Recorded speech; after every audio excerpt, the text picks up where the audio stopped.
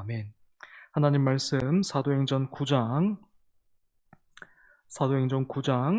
19절 하반절에서 30절까지. 사도행전 9장 19절 하반절부터 30절까지입니다. 저와 여러분 한 절씩 교독하겠습니다. 그리고 마지막 절 같이 읽습니다. 19절 하반절 제가 읽겠습니다.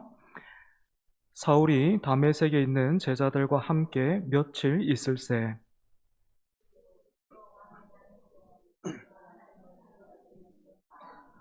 듣는 사람이 다 놀라 말하되 이 사람이 예루살렘에서 이 이름을 부르는 사람을 멸하려던 자가 아니냐.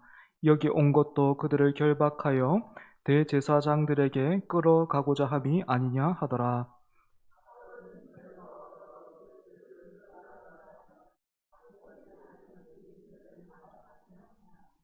여러 날이 지남에 유대인들이 사울 죽이기를 공모하더니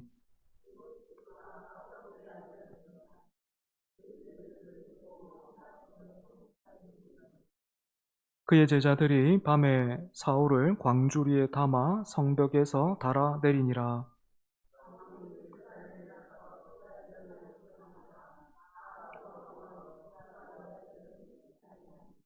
바나바가 데리고 사도들에게 가서 그가 길에서 어떻게 주를 보았는지와 주께서 그에게 말씀하신 일과 다메섹에서 그가 어떻게 예수의 이름으로 담대히 말하였는지를 전하니라.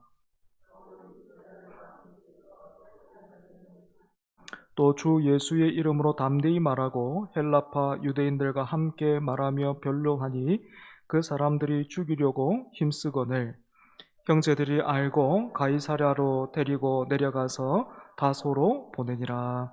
아멘. 오늘 본문 다루기 전에 지난 주일에 나눈 말씀 잠시 복습해 보면 아브람과 사라의 가정에 은혜로 얻은 아들이죠. 이삭이 태어나자 사람부터 시작해서 집의 모든 것이 아브람과 사라의 삶도 마찬가지였겠죠. 이삭을 중심으로 해서 재구성되었습니다. 이것을 통해서 우리는 은혜는 그저 받아 누리기만 하는 것이 아니고 은혜를 따라 살아가야 한다라는 것을 배웠죠. 그리고 또 어떻게도 적용해 봤습니까? 예수님을 믿는 사람은 예수님을 중심으로 삶이 재구성되어야 한다 했습니다. 그런데 이 일이 말이나 또 마음처럼 생각처럼 쉽지가 않습니다. 아브람도 어땠습니까? 사라로부터 하갈과 이스마엘을 쫓아내라 라는 그 말을 들었을 때 아브람이 대단히 근심했습니다. 아브람에게 이스마엘은 자기 능력의 열매, 그 능력의 상징 같은 존재였고 또 하나님의 언약이 이루어지지 않을 때를 대비해서 준비하고 있었던 안전장치 같은 그런 존재였기 때문입니다. 무엇보다도 낳은 정이지만 또 이 키운 정 무시 못하는 것 아닙니까? 17년 정도 그렇게 아브라함이 이스마엘을 키웠기 때문에 이 정도 무시할 수 없었던 거죠. 그래서 어쩌면 소나기를 피하는 심정으로 아브라함은 하갈과 이스마엘을 내보내라 라고 그렇게 성화를 보내고 있는 그 부인 사라를 좀 잠시 좀 피해가자 싶었을지도 모르겠습니다. 그런데 그 작전마저도 마음대로 안 되죠. 왜냐하면 하나님께서 하갈과 이스마엘을 내보내라 하셨기 때문입니다.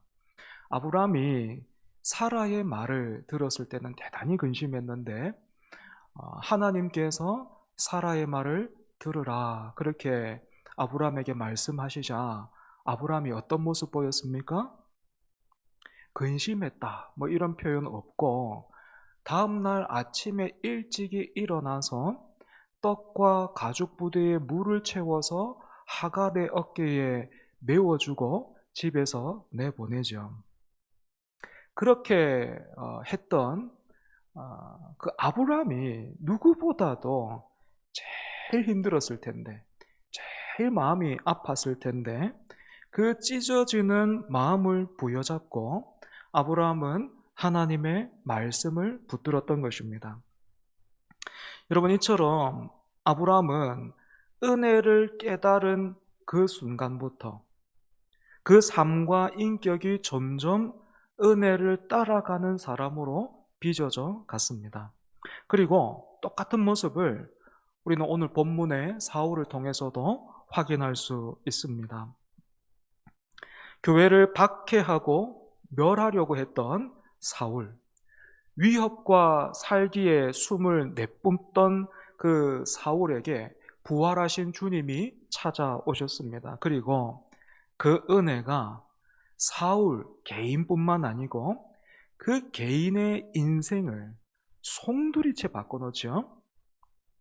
이삭을 낳은 아브라함의 이야기가 이삭과 함께 행복하게 잘 살았대요 하면서 동화처럼 끝나지 않고 은혜를 깨달은 아브라함이 힘들고 어려웠지만 그래도 은혜를 통해서 계속해서 하나님의 사람, 언약의 사람, 하나님 나라 백성으로 지어져 갔던 것처럼 이 은혜를 받은 사울도 이제 그 은혜를 따라가는 사람, 그 은혜를 따라 사는 사람으로 복음의 증인으로 변화되기 시작한 것입니다.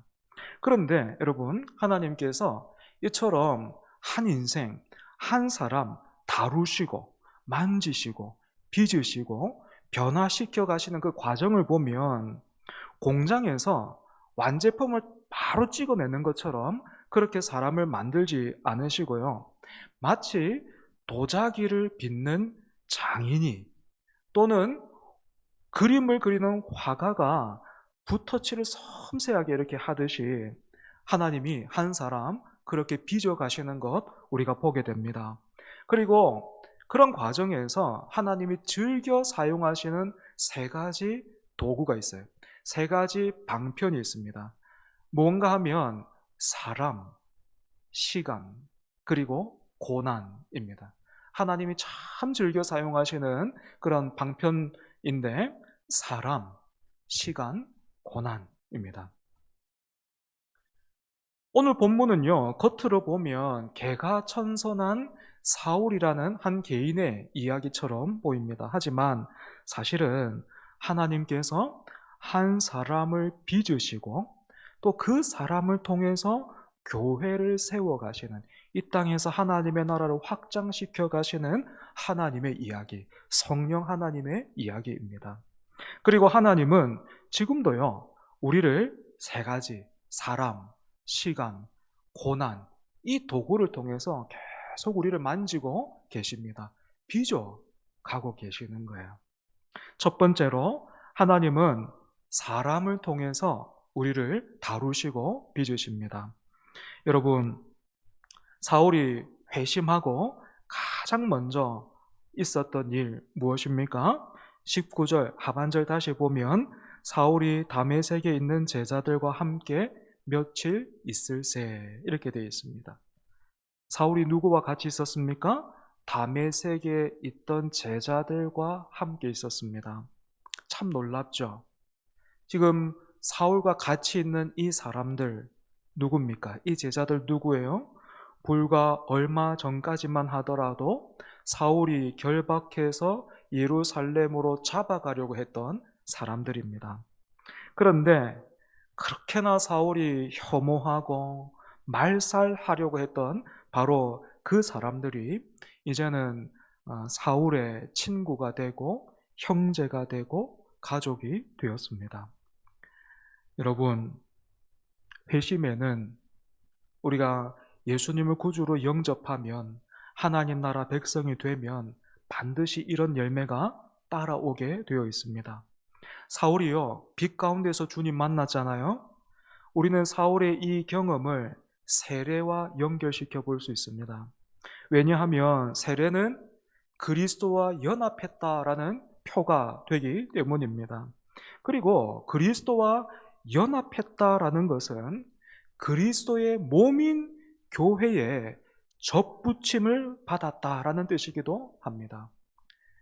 예수님과 연합했다, 예수님을 구주로 영접했다 하는 사람은 예수님의 몸인 교회에 접붙임 되는 것이죠. 그래서 교회에 속하지 않는 그리스도인은 이론상 존재할 수 없습니다. 그래서 예전에 오래전 교부 중에 어떤 사람은 교회를 어머니라 부를 수 없는 사람은 구원받지 못했다, 뭐 이런 말을 하기도 했어요. 회심은 한 죄인을 거듭나게 해서 교회로 인도하고 또 그 사람을 교회의 지체가 되게 합니다. 가정에서 생명이 태어나고 그 생명이 또한 가정을 통해서 돌봄을 받고 양육받으면서 자라가듯이 거듭난 사람, 하나님 나라 백성으로 태어난 그 새롭게 태어난 사람은 주님의 몸된 교회에서 양육받고 또 하나님의 사람으로 교회의 지체로 자라가게 되는 것입니다. 그런데 여러분, 앞에서 말씀드렸던 것처럼 사울이 이렇게 교회의 지체, 또 하나님 나라의 일꾼이 되기까지 하나님은 사람을 참 많이 사용하셨어요. 제일 먼저 누가 있습니까? 아나니아, 우리가 생각해 볼 수 있겠죠. 아나니아. 사울이 빛 가운데서 주님을 만난 뒤에 눈이 멀어버렸습니다. 앞을 보지 못하고 있을 때 아나니아가 그런 사울 찾아와서 제일 먼저 건넸던 말이 무엇입니까? 형제 사울아 였어요. 형제 사울아. 며칠 전까지만 해도 자기를 비롯한 그 다른 지체들 잡으려고 왔던 살기 등등한 그 박해자를 아나니아는 놀랍게도 형제야, 형제여 이렇게 불렀습니다. 아나니아도요, 처음에는 두려웠습니다. 그래서 자신에게 사울에게 가라 하시는 그 주님께 이 사람이 얼마나 악한 일을 했는지 아십니까? 나는 알고 있는데 혹시 주님 잘못 보신 거 아닙니까? 뭐 이런 식으로 반문했습니다.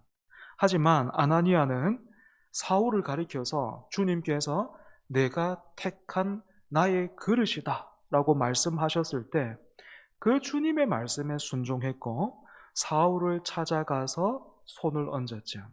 그러자 어떤 일이 일어났습니까? 사울의 눈에서 비늘 같은 것이 벗겨졌어요.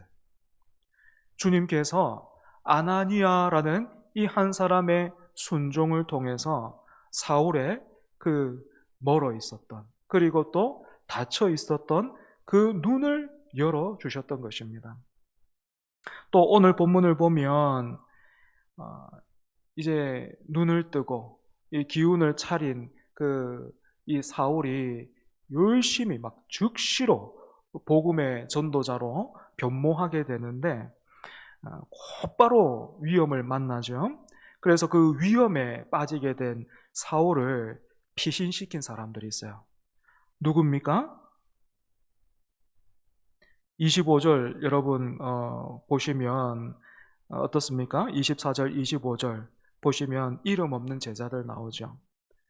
다메섹의 유대인들이 사울을 죽이려고 밤낮으로 성문을 지키고 있었는데 그때 사울을 살렸던 사람입니다. 여러분, 이 사람들의 이름이요 성경에 나오지 않아요. 그죠? 무명의 제자들입니다. 그런데 이 이름 없는 형제들이 한밤중에 위험을 무릅쓰고 사울을 광주리에 담아서 성벽 아래로 내려주었습니다. 이 사람들 없었다면 어쩌면 사울은 그 밤에 죽었을지도 모르는 일이죠. 여러분 30절에서도 마찬가지입니다. 예루살렘에서도 사울이 복음을 전했는데 그때 헬라파 유대인들이 사울을 죽이려고 들자 형제들이 알고 사울을 가이사랴로 데리고 내려가서 다소로 보내니라 이렇게 되어 있어요. 또다시 누가 나서고 있습니까? 형제들. 그죠? 역시 이름은 없지만 그 교회에 지체된 형제들이 사울을 돌보고 또 지켜줬던 것입니다. 또 오늘 본문에 우리가 건너뛰기는 했지만 참 많이 알려져 있는 사람, 너무 유명한 사람, 그죠? 한 사람 나옵니다. 누굽니까? 바나바. 그죠? 바나바. 26절 보십시오. 아, 여러분 오늘 이 본문에는 지금 이 시간을 잘 말하고 있지 않지만 이 사울이요 회심하고 나서 예루살렘에 올라가는데 3년 지나서 올라갑니다. 그런데 예루살렘의 제자들이 사울을 어떻게 대했습니까? 다 두려워하여 그가 제자됨을 믿지 아니하니 이렇게 되어 있습니다. 당연한 반응이죠. 얼마나 악독했는데, 그죠? 불과 몇 년 전까지 교회와 또 성도들 박해하고 집집마다 찾아 들어가 가지고 그렇게나 막 악랄하게 했던 사람, 심지어 스데반 죽이는 그 자리에서 지휘를 했던 사람이 사울이잖아요. 그런데 그 사람이 갑자기 나 이제 달라졌습니다. 회심했습니다. 나도 예수님 믿습니다. 이렇게 나타났으니까 야, 이거 이제 다른 작전이구나. 이 위장이구나. 그래서 우리를 잡아가려고 하는구나. 뭐 이런 생각에 두려웠던 것입니다. 그래서 자칫하면 사울이 어떻게 될 뻔했습니까? 세상 사람들에게도 배척당하고 교회에서도 외면당한 채 아무데도 속하지 못하고 그냥 사라질 뻔했어요. 그런데 그때 등장한 사람이 바로 바나바입니다. 27절입니다. 바나바가 데리고 사도들에게 가서 그가 길에서 어떻게 주를 보았는지와 주께서 그에게 말씀하신 일과 다메섹에서 그가 어떻게 예수의 이름으로 담대히 말하였는지를 전하니라. 여러분, 바나바가 데리고 사도들에게 가서 데리고 갔다. 바나바가 사울을 데리고 갔다. 이렇게 되어 있는데 그냥 같이 가자 해서 간 게 아니고요. 원어로 보면 데리고라는 이 단어가요. 이런 뜻입니다. 꽉 잡다. 강제로 붙들다. 라는 그런 의미가 있는 대단히 강한 뉘앙스의 단어입니다.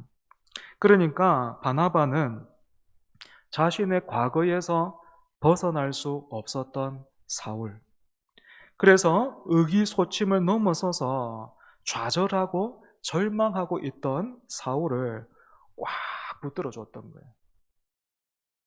그리고 이 사울을 위해서 바나바가 자기 이름을 걸고 사울을 변호해 줬죠. 이 사람 진짜예요. 제가 보증합니다. 여러분, 이 바나바 어떤 사람입니까? 바나바가 이름이 아니죠. 본명이 뭡니까? 요셉. 구브로 출신의 레위인이었습니다. 그런데 사도들이 이 사람의 이 요셉의 성품과 됨됨이를 보고 그가 하는 그 모든 일들을 보고 별명을 지어줬어요. 그 별명이 바로 바나바 아닙니까? 위로의 아들. 그죠?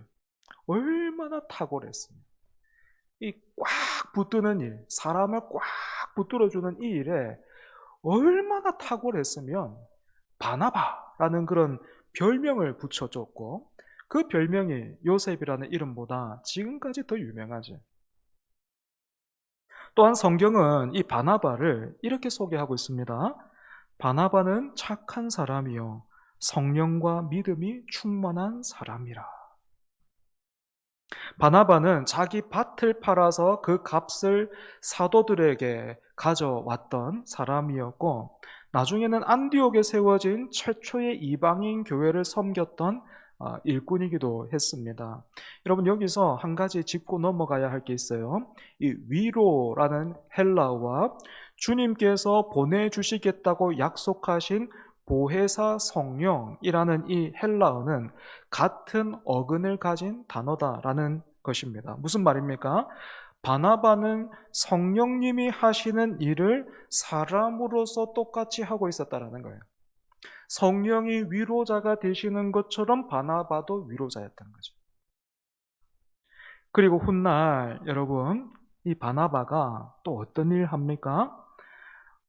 본문 그 30절 다시 보시면 어, 사울이 다소로 내려가게 되는데 그 예루살렘 형제들에 의해서 다소로 내려가게 되는데 이 다소에서 사울이 얼마 동안 머물게 되냐면 대략 7, 8년이에요. 그냥 7, 8년 동안 사울이 다소에 묻혀 있었습니다. 그때 또다시 그 다소에 있던 사울을 찾아가서 그 선교의 무대로, 역사의 중앙 무대로 이끌어냈던 사람이 바로 또 바나바입니다. 여러분, 사울이 오늘 우리가 잘 알고 있는 사도 바울이 되기까지 곁에는 사람들이 있었습니다. 이 사람들이 없었다면 사울은 어떻게 됐겠습니까? 위대한 사도 바울은 어쩌면 역사 속에 등장하지도 못한 채 사라졌을지도 모르겠고, 또 그렇다 보면 우리가 이 보고 있는 사도행전의 말씀도 이제 이 뒤로는 이 바울에 대한 이야기가 더 많잖아요. 그죠? 이 사도행전도 대단히 양이 줄어들었을지도 모르겠습니다. 이처럼 하나님은 은혜를 사람을 통해서 흘려 보내십니다. 그리고 하나님은 한 사람을 공동체를 통해서 또 빚어내십니다. 그런 의미로 여러분 한번 돌아보고 생각해 봅시다. 우리 교회에 아나니아 같은 사람 있습니까? 여러분 아나니아 같은 사람 떠오르십니까? 또 이름 없이, 그죠? 오늘 본문에도 이름 없는 지체들 등장했는데 이름 없이 형제를 지켜주는 사람, 또 위로의 아들 바나바, 그런 사람이 있습니까? 여러분 한번 우리가 생각해 보면 좋을 것 같아요. 오늘 나는 세상의 차가운 잣대나 내 선입견으로 형제를 판단하고 밀어내는 그런 사람은 아닙니까? 아니면 누군가의 허물을 덮어주고 그 사람 안에서 일하시는 하나님의 은혜를 기꺼이 변호해주는 그런 위로자입니까? 은혜를 따라 산다라는 것은 결국에는요, 공동체 안에서 서로를 세워주며 사는 것입니다. 두 번째로 하나님은 시간을 통해서 우리를 빚으십니다. 성경을 읽다 보면 무심코 지나치기 쉬운 어떤 그런 표현들이 있습니다. 23절입니다.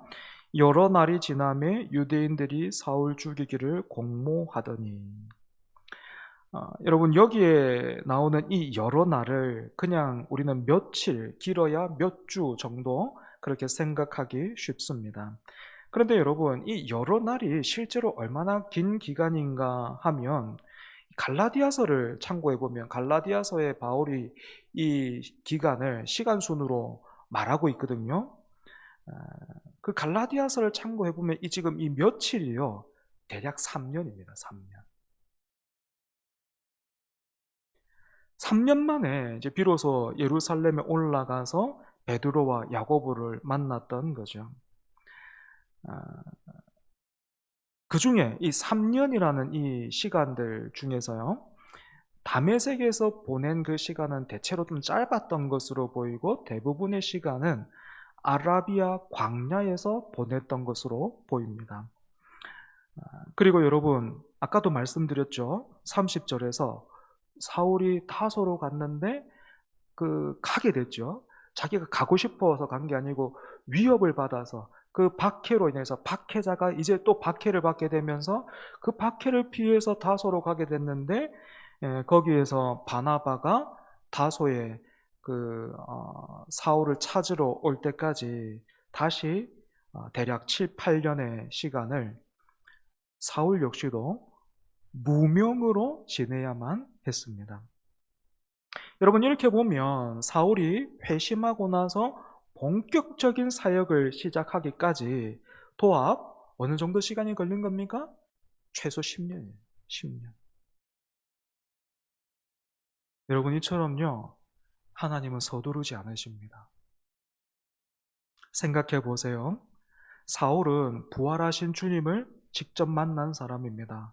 그리고 우리가 잘 알잖아요. 사울이 어떤 사람이에요? 그 어떤 사도보다도 뜨거운 심장을 가지고 있었던 사람입니다. 그 어떤 사도보다도 유능했던 사람입니다. 그래서 우리 같으면, 아니, 저 같으면 이런 사람 당장의 전면에 내세웠을 것 같아요. 그런데 하나님, 우리 하나님 그렇게 하지 않으시죠? 하나님은 고독과 지연을 통해서 이 사울을 철저히 빚어가셨습니다.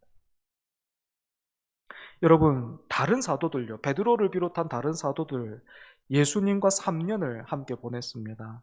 그 3년 동안 예수님께 배우고 빚어져 갔죠. 사울에게도 그런 시간이 필요했던 겁니다. 아라비아의 3년은 사울이 자기가 평생 배워왔던 바리새인의 신학을 이제 십자가와 부활의 그 복음으로 다시 점검하고 세우는 그런 시간이 됐을 겁니다. 옛것을 헐고 새 것을 짓는 그런 시간이었던 거죠. 이런 특징은 구약에도 보입니다. 여러분, 모세가 광야에서 양을 치는데 얼마나 걸렸습니까? 그 세월이 40년. 그죠? 다윗이 사울을 피해 다녔습니다. 얼마나요? 대략 10년. 하나님이 쓰시는 사람에게는 언제나 이렇게 감추어져 있는 시간, 이해가 되지 않고 설명할 수 없고, 그 시간이 지나봐야, 그 시간을 다 지나봐야 비로소 깨닫게 되는 그런 시간이 있어요. 여러분, 우리 삶에도 이런 시간이 있습니다. 기도했는데 응답이 없는 시간. 아무리 애써봐도 제자리인 것 같은 그런 시간. 남들 앞서가는 것 같은데 나만 뒤처져 있는 것 같은 그런 시간. 하나님이 나를 잊으신 것 같고 나는 이제 더 이상 돌보지 않으시고 나는 쓰지 않는 것 같은 그런 시간이 있습니다. 그리고 우리는 그런 시간 경험하게 될 때에 그 시간을 하나님의 부재나 하나님의 거절로 오해하기가 참 쉽죠. 하지만 여러분, 지난 주일에 다루었던 창세기 본문 그 이삭의 탄생을 다시 한번 기억해 보십시오. 이삭은요, 아무 때나 태어난 게 아니죠. 하나님께서 말씀하신 대로 사라를 돌보시고 하나님께서 말씀하신 대로 사라에게 행하시고 하나님이 정하신 그때에 그 정하신 시기에 하나님의 방법으로 이삭이 태어났습니다. 하나님께는 정하신 때가 있고 정하신 방법이 있습니다. 때문에 여러분, 우리에게 지연이나 어떤 그런 고독의 시간들요, 그런 시간이 결코 거절이나 외면이 될 수 없습니다. 응답이 없는 것 같은 그 시간에서도 하나님은 쉬지 않으시고 우리를 빚고 계시기 때문입니다. 때문에 여러분, 혹시 그 본문 오늘 23절에 나오는 여러 날, 그리고 또 다소에 있었던 사울처럼 그런 시간 보내고 있는 분들 계십니까? 그래서 답답한 마음에 원망하고 계십니까? 여러분, 그렇지 않습니다. 내가 생각한 것과 다르고 내가 기대했던 것과 다른 시간을 보내게 됐다면 나를 온전한 일꾼으로 빚으시는 하나님의 크고 비밀한 손길로 받아들이는 저와 여러분 되기를 바랍니다. 하나님이 선하신 분이심을 기억하십시오. 그 사실을 정말로 기억하고 우리가 붙든다면 지금 내가 있는 이 자리, 이 상황이요, 비록 우리 몸에 딱 맞는 그런 옷처럼 편안하지는 않다 하더라도 여기저기 불편한 곳이 있고 때로는 막 이렇게 찌르는 가시 같은 그런 것들이 느껴진다 하더라도 우리가 이렇게 쉬지 않으시는 하나님, 선하신 하나님, 그 하나님을 믿고 바라고 붙든다면 여러분 그 모든 상황이요 감사의 제목이 됩니다. 선하신 하나님께서 나를 다루시는구나. 실수가 없는 분이신데 그분이 나를 이런 상황 가운데 이 가운데 두셨다는 것은 하나님이 지금 나를 통해서 하시는 일들이 있구나. 하나님께서 이렇게 나를 붙드시는구나. 나를 빚으시는구나 생각하면 여러분 틀림없습니다. 광야에서 물이 없다. 고기가 없다. 고기를 먹고 싶다. 원망하면서 불평했던 그 이스라엘 백성들처럼 그렇게 하지 마시고 하나님의 그 선하심과 그 크신 그 하나님을 참으로 믿고 바라면서 그 답이 없는 설명되지 않고 납득할 수 없는 그런 시간 보내고 있다면 여러분 다른 것 아니고 선하신 하나님을 믿고 붙드시기 바랍니다. 세 번째로 하나님은 고난을 통해서 우리를 빚어 가십니다. 여러분 회심했습니다. 사울이 이제 회심했어요. 꽃길만 걷습니까? 은혜 받았으니 이제 형통한 일만 남았습니까? 성경에는 그런 말이 없습니다. 그렇지 않아요. 오늘 사울 봐요.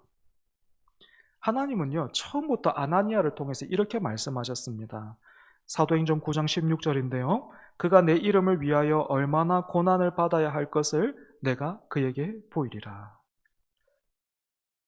그 부르심에 처음부터 고난이 포함되어 있었습니다. 하나님은 내가 그를 크게 쓰겠다 하지 않으셨고 그가 얼마나 고난받아야 하는지를 보이겠다 하셨습니다. 그리고 실제로 사울의 삶에서 무슨 일이 일어났습니까? 유대인들이 사울 죽이기를 공모하고 그래서 막 밤낮으로 성문을 지키기도 하고 또 예루살렘에서도 헬라파 유대인들이 사울을 죽이려고 힘썼습니다. 여러분 여기서 엄청난 반전이 있는데요.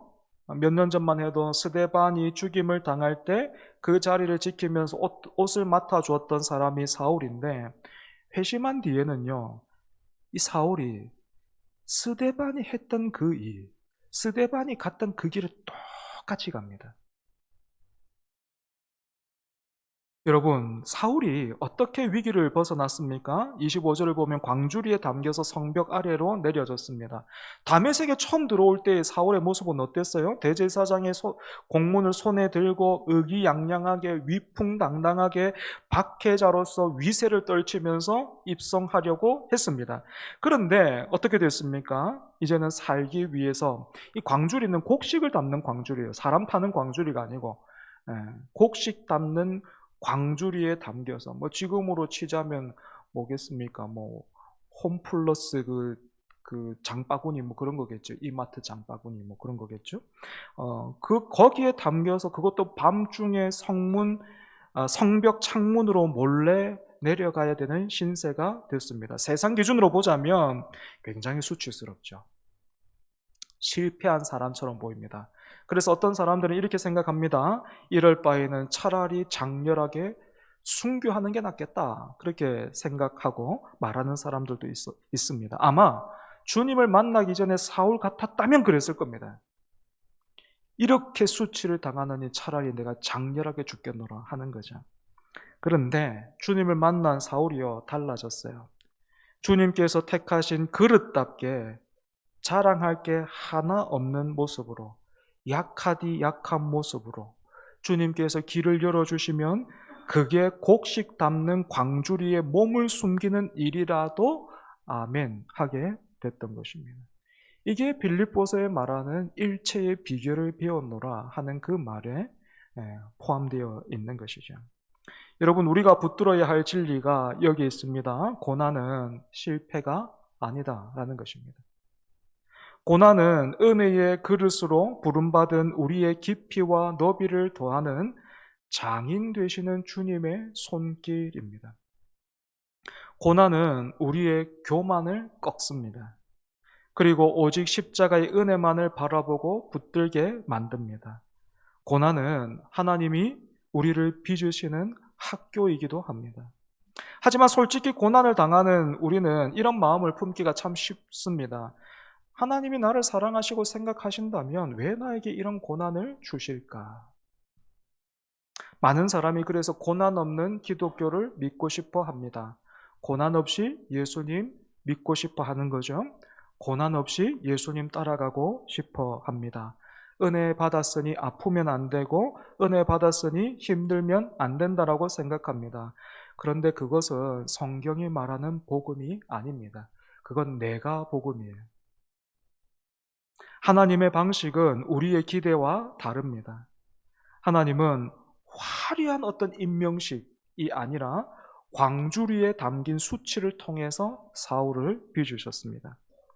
이런 의미에서 지금 우리가 겪는 억울함과 아픔과 핍박을 내 인생의 걸림돌이자 회방꾼으로 여기면서 원망만 하고 있는 것은 아닌지, 아니면 나를 온전히 사명자로 빚으시는 하나님의 신실한 손길로 받아들이고 있는지 우리 자신을 한번 점검해 보면 좋겠습니다. 말씀을 정리하겠습니다. 하나님은 은혜 받은 한 사람을 통해서 다른 사람과 공동체를 통해서 그리고 또 시간과 고난을 통해서 사람을 빚어 가십니다. 그리고 그렇게 빚어진 한 사람을 통해서 교회를 세워 가십니다. 오늘 밤 이렇게 기도하면 좋겠습니다. 하나님, 나에게도 아나니아와 바나바 같은 동력자 허락하여 주옵소서. 같이 그렇게 기도했으면 좋겠고, 동시에 그런 아나니아와 바나바 같은 사람을 바라고 구해야 하기도 하겠지만 내가 아나니아와 바나바 되게 해 주옵소서 또한 기도해야 하겠습니다. 그리고 하나님은 우리를 빚으시는 일에 시간을 즐겨 사용하십니다. 시간을 통해서 교만했던 우리를 겸손하게 해주시고 우리의 깊이와 너비를 만들어 내십니다. 여러분, 하나님은 이 일의 장인입니다. 이 일에 있어서는 타의 추종을 불가합니다. 하나님은 시간을 통해서 걸작을 만들어내십니다. 또한 하나님은 고난을 통해서도 능히 일하시는 분이십니다. 죽은 나무는 제가 몇 번 말씀드렸죠. 죽은 나무는 바람이 불면 바람 때문에 썩고 해가 뜨면 해가 떴다고 썩고 비가 오면 비 때문에 썩습니다. 하지만 살아있는 나무는 해가 뜨면 그 해 때문에 자라고 비가 오면 비 때문에 자라고 바람이 불면 그 바람이 불어서 뿌리가 깊어집니다.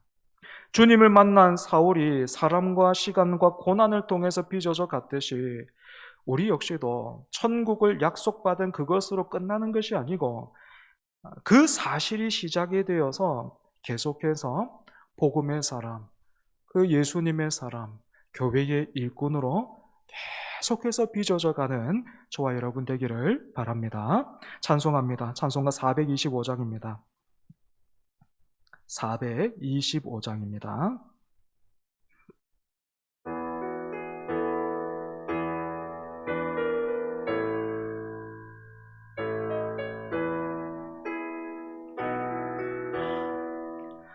주님의 뜻을 이루소서.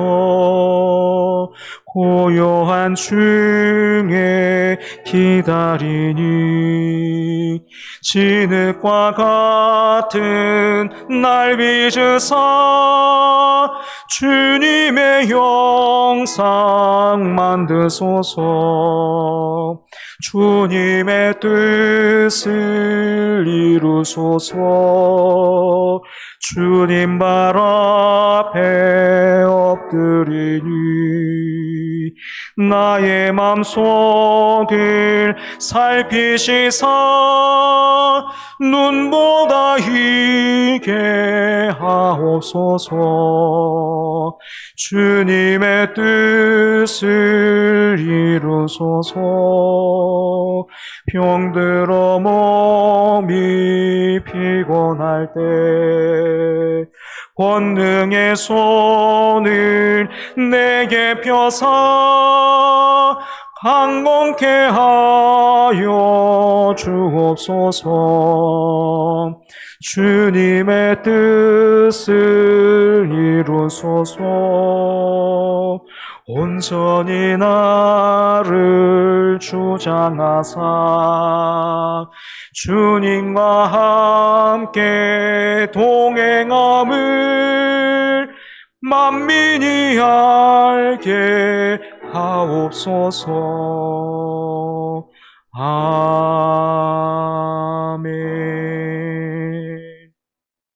이 시간 우리 말씀 기억하면서 함께 기도하겠습니다. 먼저 여러분, 우리 다시 한번 묻고 생각해 볼까요? 우리 교회에 아나니아 또 바나바 보입니까? 비록 이름은 없지만 그 지체의 위험을 보고 자신의 목숨을 걸어서 수단을 마련하고 그렇게 지켜냈던 무명의 그 형제들 같은 그런 섬김과 그런 손길들 여러분 있습니까? 하나님이 우리 교회 보시고 기쁘실까요? 우리 기도의 자리에서 다시 한번 물어봤으면 좋겠어요. 하나님, 나를 보시고 기쁘십니까? 하나님, 우리 보시고 기쁘십니까? 참 말씀을 통해서 하나님 기쁘시게 하는 사람들 우리가 봤는데 아나니아 같은 사람 없고 바나바 같은 사람 없다. 불평하고 원망만 하는 것 아니라 그런 사람만 구하고 있는 것 아니라 오늘 나를 그렇게 빚어 주옵소서. 이 시간 함께 그렇게 기도하겠습니다. 아버지, 하나님 아버지, 오늘 또 수요 예배로 모이게 해주셔서 감사합니다. 예배의 자리에 있게 해주셔서 감사합니다. 말씀을 전하고 나누고 함께 기도할 수 있게 해주셔서 또한 감사합니다. 하나님, 그런 우리 보시면서 하나님 기쁘십니까? 하나님 나를 보시면서 하나님 기쁘십니까? 하나님 우리를 보시면서 기쁘십니까? 혹시나 오늘 우리가 그 옛날 광야를 걸었던 그 이스라엘 백성들처럼 이것도 없고 저것도 없어서 하나님 앞에 원망과 불평만 늘어놓고 있지 않습니까? 아나니아 같은 사람들 있을 줄 알았더니 바나바 같은 사람 있을 줄 알았더니 한 사람도 없구나 하면서 하나님 원망하고 불평하고 다른 사람들 그렇게 지적하고 판단하고 평가하면서 감히 내가 뭔데, 감히 우리가 뭔데 하나님의 그 주님의 피값 주고 사신 그 영혼들 평가하고 정죄하고 주님의 몸된 교회 평가하고 정죄하고 아버지, 그러면서도 신앙생활 잘하고 있는 줄 알고 착각하면서 살고 있진 않았습니까? 주여 용서하여 주시옵소서. 아버지, 우리를 용서하여 주시옵소서. 하나님, 아나니아 같은 사람 없으면, 바나바 같은 사람이 내 눈에 안 보이면 나더러 아나니아 되라고 하시는 하나님의 음성인 줄 듣게 하시고, 나더러 바나바 같은 사람 되라고 하시는 하나님의 명령인 줄 알고 우리가 그렇게 빚어지게 하여 주시옵소서. 힘들고 어려워도 그렇게 빚어져 가게 하여 주시옵소서. 은혜를 받았으니 은혜 따라 살아가는 우리들 되게 하여 주시옵소서. 아버지, 바나바처럼 꽉 붙들어주는 사람 되어야 되겠는데, 하나님 반대로 밀어내는 사람 되지 않게 하여 주시옵소서. 주여 우리를 새롭게 하여 주시옵소서. 주여 우리 교회 가운데 은혜 더하여 주시옵소서. 우리 한 번 더 기도합시다. 하나님이 또 우리를 빚어 가심에 있어 즐겨 사용하시는 도구, 시간이라 했습니다. 응답이 지연되는 것 같은 시간 속에서도 하나님의 신실한 시간표를 온전히 신뢰하는 우리 되게 해달라고. 그 사울이 3년이라는 그 시간, 아라비아의 그 광야에서 보냈던 그 시간, 다소에서 7, 8년 보냈던 그 무명의 시간, 사울은 절대로 헛되이 보내지 않았을 것입니다. 그 은혜 속에서, 그 시간 속에서 사울은 더 깊어졌을 것이고, 마침내 하나님이 바나바를 통해서 다시 부르실 때에 그가 이전보다 더 깊어지고 넓어진 풍성한 복음의 일꾼으로서 이제 선교의 무대에 등장해서 그렇게 일했던 것처럼, 하나님 시간을 통해서 우리를 빚어가시는 하나님의 손길, 하나님의 그 뜻을 우리가 깨닫게 해주시고, 우리가 하루하루 성실하게 믿음으로 살아가는 우리 되게 해주시고, 그렇게 깊어져가는 우리 되게 해달라고 이 시간 다시 한번 기도하겠습니다. 하나님이 우리를 시간을 통해서 빚어가십니다. 그런데 그 시간이 우리가 기대했던 것과 또 우리가 계획했던 것과 우리가 생각했던 것과 참 많이 다릅니다. 하나님은 모세도 부르시기 전에 무려 40년 광야에서 양을 치게 하셨습니다. 기름 부음 받은 다윗도 왕자의 안기까지 사울을 피해서 여러 날 동안 도망 다녀야 했습니다. 다윗도 광야에 있었고, 그리고 또 모세도 광야에 있었고, 오늘 본문을 보니 사울 역시도 그 광야 같은 시간이 있었습니다. 설명할 수 없고 납득되지 않는 그 시간. 하지만 하나님, 그 시간이 결코 헛되지 않았음을 우리가 말씀을 통해서 확인합니다. 하나님이 외면하시고 계시고 무관심하시고 나를 돌아보지 않는 것 같은 그런 시간 보내는 지체들 있습니까? 아버지, 믿음을 더하여 주시옵소서.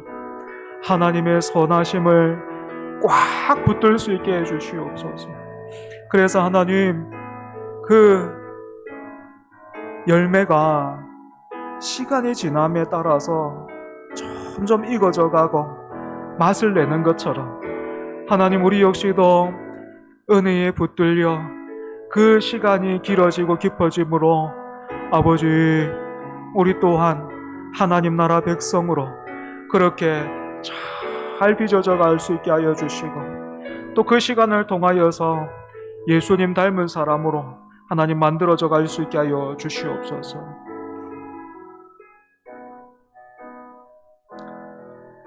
여러분, 우리 마지막으로 한 번만 더 기도하겠습니다.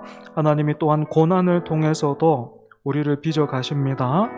고난은 일부러 하나님께서 우리를 힘들게 만드시고 괴롭히시는 것이 아니고 그 토기장의 손길입니다. 우리의 교만을 꺾으시고요, 또 우리를 더 깊고 넓게 만드시는 하나님의 도구가 됩니다. 고난 없는 형통만을 바라는 그런 얕은 신앙에서 벗어나서 고난을 통해서 뿌리 깊은 나무 같이 성숙하고 자라는 우리 되게 해달라고 같이 기도하고, 우리 다음 주 목요일부터 중고등부 수련회가 있고 그 다음에 청년부 수련회가 있습니다. 위에서 여러분 기도해 주시기 바랍니다. 마지막으로 다시 한 번 더 기도하겠습니다. 하나님 아버지, 하나님께서 고난을 통해서도 우리를 붙드시고 빚어가시는 분이심을 우리가 말씀을 통해서 함께 나누었습니다. 하나님, 사울이 광주리에 몸을 숨기면서 그렇게 도망쳐야 했습니다. 고난을 통해서 하나님은 교만을 꺾으십니다. 고난을 통해서 우리로 하여금 하나님을 더욱 바라보게 하시고 하나님을 더욱 의지하게 하십니다. 하나님, 하지만 참 우리가 너무 연약하고 때로는 참 고난 없는 형통만을 바라는 참 어리석은 사람임을 우리가 고백합니다. 주여, 은혜 가운데에서 참으로 살아있는 하나님 나무처럼 해가 뜨면 해 때문에 자라고 비가 오면 비 때문에 또 자라고 바람이 불면 바람이 불어 뿌리가 깊어지는 살아있는 하나님 그런 영혼, 깨어있는 우리 다 되게 하여 주시옵소서. 아버지 하나님, 다음 주 우리 중고등부 수련회가 있습니다. 그리고 그 다음 주 또 청년부 수련회가 있습니다. 우리 교회 다음 세대들 하나님께서 기억하여 주시고 은혜와 믿음을 더하여 주옵소서. 비록 짧은 시간이지만 하나님 만져주시고 빚어주시옵소서. 말씀이 그 귀에, 눈에, 그 마음에 자리 잡고 새겨지는 하나님 그런 복된 시간 되게 하여 주시옵소서.